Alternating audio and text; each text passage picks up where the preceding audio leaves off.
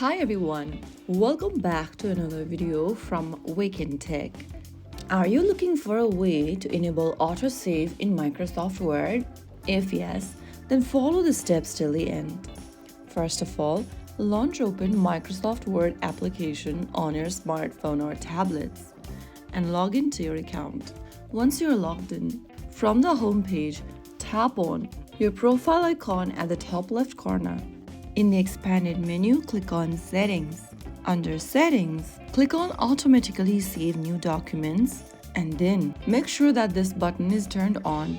Your default storage location will also be displayed at the bottom. Now, open up one of the documents and make some necessary changes. For example, I'm just gonna type in small word and now go to the upper right corner and tap the three dots.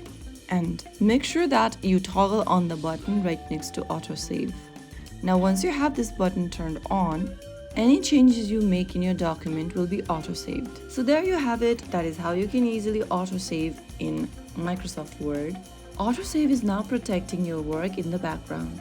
No more lost edits and no more last minute saves.